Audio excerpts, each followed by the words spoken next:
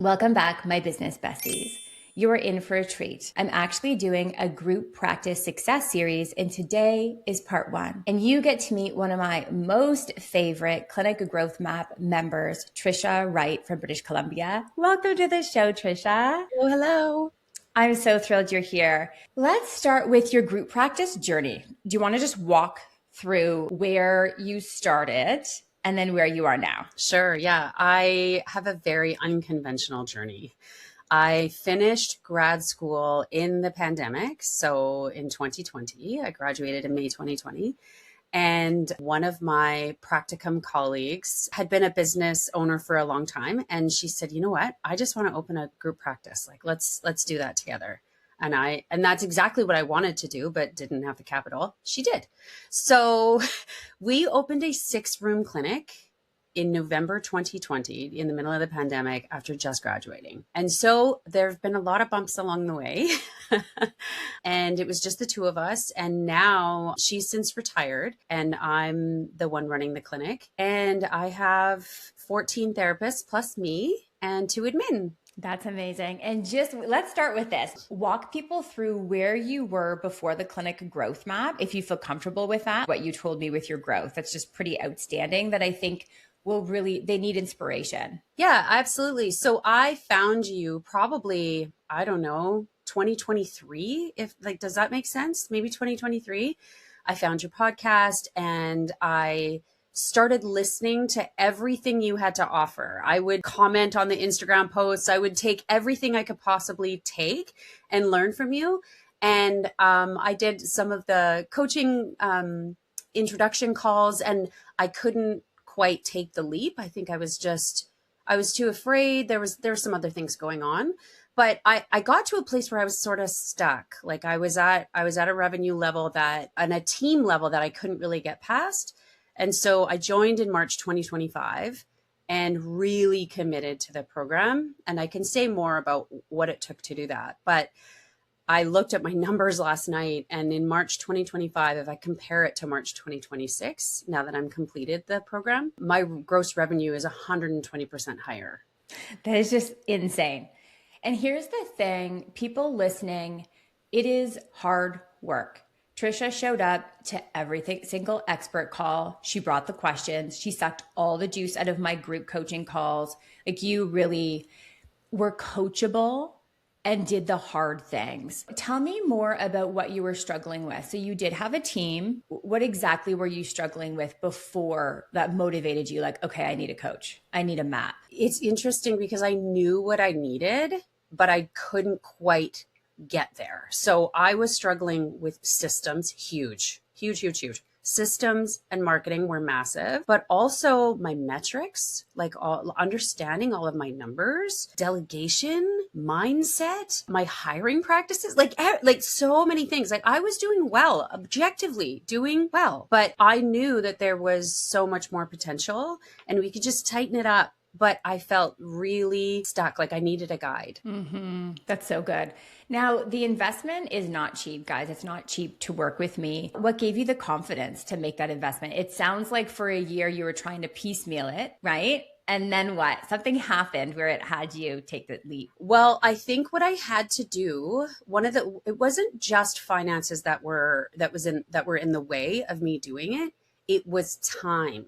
So I needed to figure out a way that I could change my schedule so that I could focus on the program. So if I was seeing 4 or 5 clients a day, and that was the only way to keep the lights on, I wouldn't be able to commit to the program as well.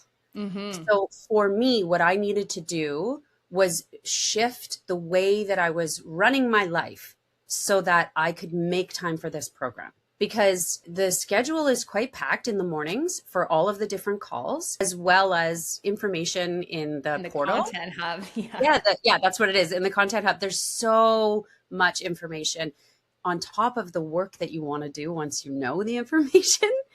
And so once I got to a place where I felt like, okay, I have cleared my schedule. I know, not cleared, but I've adjusted my schedule. I now can give everything to this program. It's going to be worth the investment. Yeah, I'm like that as well. Like, I'm like, okay, I want to get my money's worth. So for me, I get up early. I tell my husband, hey, this is a season. I had a business coach too. So just so you know, babe, you will see me less, but here's the thing. It will only be for 6 months and it will be worth it. Do you trust me? And I'm wondering what your story is. Like, did you delegate? Do you stay up late, get up early? Like, how did you actually make that happen? Well, I have two young kids as well, and a partner that gets up at ridiculous hours and goes to work in the dark. So it's on me, right? In the mornings. And so I get up before my kids always, and I try to be outside for a little while and just set up the morning. And then we go through our morning, and then I head to work. And a lot of the adjusting that I had to do was actually with my practice, because I needed to let my team know, okay, I'm going to be maybe handing clients over to you. I'm going to close my caseload at these times in the morning. We can't have any meetings because I'm blocked off. I'm doing this clinic growth map. And I did that a couple of months before so that they understood that changes were coming, and that it was going to be really exciting. And then we just rolled with it.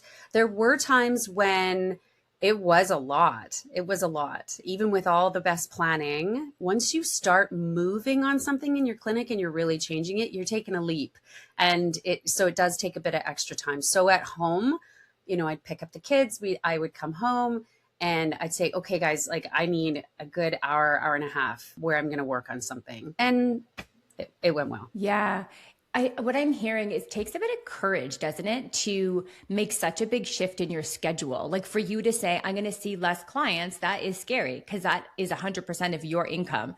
And I'm going to trust this process. And now I'm going to work on this thing where I'm not getting paid. Yes, they tell me I'm working on the business, but does this thing really work? There's some courage and there's some trust. And I wonder, like for me, when I did this, it was the community that really helped. That talking about it, seeing these people do it, made it feel like, okay, this is a hard season and scary, but look at them. They look like normal people and they're doing it. I don't know if that played a role for you. Oh, it played a huge role. When I think about what was most impactful in the program, it's actually really hard to choose, whether it was like the content or the contracts or the calls or which calls. It's kind of hard to really know. It's kind of all of it. But when I think about my courage and my ability to push through and keep going, it was the community. And it still is, actually. There's a group of us that meet once a month. There's like little chapters all over. I love that. Yes, yeah. And we have a group chat. We connect all the time, and some of us pop back into the program when we need you. And but I have colleagues all over this country, in different provinces who are doing very similar things, and that's how I keep going. The big piece is too that they get it. I'm from a small town like you, and the people I hung out with weren't always entrepreneurial at all. And so I felt kind of different, almost like I had moments of shame. It's like, why do I want so much? And when it wasn't until like my heart and my soul wanted to find my tribe. And that's why I call us a tribe. And isn't it beautiful? Like energetically, you say a couple things to them and you just know that they get it, maybe even more than your partner does, because they don't really get it. Let's be honest. We love you guys, by the way. Yeah, most of my friends really are like, why are you doing this? Because I started this program after I finished chemotherapy. So you did? I did, yeah. I'm a breast cancer survivor, and I had completed chemo in, 2023, end of 2023, and I bought out my partner 6 months later, and then I started working. Yeah, that's when I found you, and I started working through, how are we going to do this? How am I going to make this happen? And all of my friends around me are like, why are you doing this? This seems stressful. But it was what I wanted. I just wanted more. I wanted to be able to have anybody call my clinic and say, I need a counselor. And I'll say, I have them for you. I have the most incredible team. Everybody that I answer the call for, if my admin is in the bathroom or whatever, and they ask me, my son is struggling or my husband's struggling, do you have anybody? I can say yes. I've always wanted that.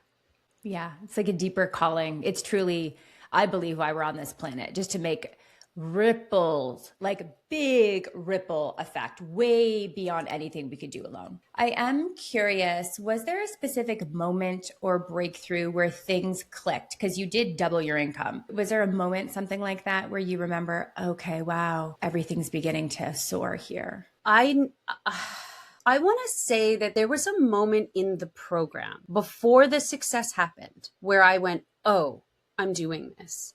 And it was when I finally had the courage to follow the 6-step hiring model exactly as it was laid out. Because I would do it, I would skip the screening call, or I would skip the personality test, or I would skip one of the reference checks. And I finally just doubled down and did every single step. And I kept doing it in the same way. And I was hiring the most incredible people, and their caseloads were easier to fill. And it just started to flow. And I thought, oh, I should have done this from the beginning. And then I think when I went, whoa, this is really working. Oh, yes, there is definitely a moment. When people would come to my clinic and say, I want to work with you. I want to work on Team Arnica. I would tell them it takes 6 months to fill a caseload. Like if you want to work 15, 20 sessions a week, it's going to take 6 months. And I hired somebody and she said, okay, great. Yep. I will wait around for that. That's what I want. Everything will work well. And within 6 weeks, she was full and we had to turn off her bookings. And I went, what just happened? That is a moment. Oh my God, that is amazing. That's so good, Tricia. Yeah. Tell me about how your life has actually changed, like your day to day, your schedule, maybe a bit about flexibility or freedom. Oh, yes. So the structure that I created to do the program, I have kept. So I see 2 clients a day. I used to see 4 to 5, and I have my mornings blocked off. That's my time to work with my admin, to work on the business, to connect with my team. I do my clinical work in the mid afternoon. And then I am home at 3 p.m. with my kids. My son and I actually go to the gym together, and then we go home and we go for a walk and we make dinner. And I don't get to the office till 9. So I'm there 9 to 3. I'm the one picking up my kids. And I feel like I have a beautiful balance of clinical work, which I love, as well as enough time to work on the business. That's so good. And it sounds like you decided to keep clients because you love it. Yeah. You love making that like very close difference at one-on-one. Yeah. Yeah, I do love it. But I've realized that I didn't have a good balance before because the clinical work was getting in the way of everything I felt like I had to do. Didn't feel like the amount of clinical work I was doing was restorative or nurturing to me. It felt like sometimes it was too much because I had so many other things on my mind. And so reducing it now, it actually feels like a treat. Yes. Yes. I get it fuels that part of you.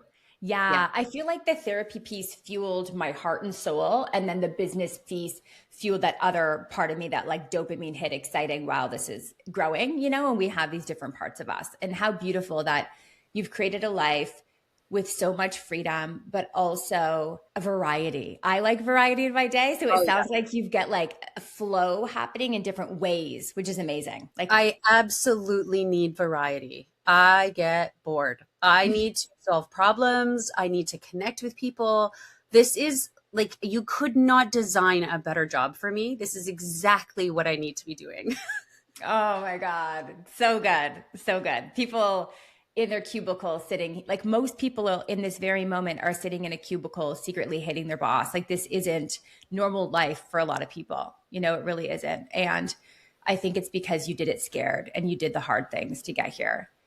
There's a lot of people listening that are you, but 2 years ago, like really on the fence, piecemealing it, messaging me on Instagram, getting all the free guides. What would you tell them? I would tell them that you are exactly where you need to be and you are going in a direction that you need to go. So keep getting the information, keep trying things, keep learning. But if there's somewhere inside of you where you think, I'm capable of more, do it. Just really listen to that. That's so good. Yeah. We'll end with this. What marketing is working right now? You know, it's 2026 and things are rapidly shifting. What's the strategy that you're getting the highest ROI on? Or it could be a few. The strategy that has worked so beautifully for me is my SEO. Huge. Amen. I work with an SEO company that has served me so well. I went from number 8 in search terms in Google, and I'm mostly top 3, usually number 1, just because of SEO. And I keep that engine running. I also have great relationships with my community. I live in a smaller community. We're only about 85,000 people. So I know the occupational therapists and the RMTs and the doctors, and we have really good relationships. I have huge teams too. So they have the relationships in the schools. And I think that there's a lot to be said about digital marketing. A lot. If you don't have a good presence on Google, it's really hard to get anybody in the door, but your reputation is in the community. 100%. Now, how did you start those conversations? Did you call them with your community? For example, if, was it cold outreach, or how did you do that? With doctors specifically, I followed your instructions. Nice. And that was really scary, by the way, but turned out to be so lovely. I made some brochures, and I had the doctor's pads with the QR code on it.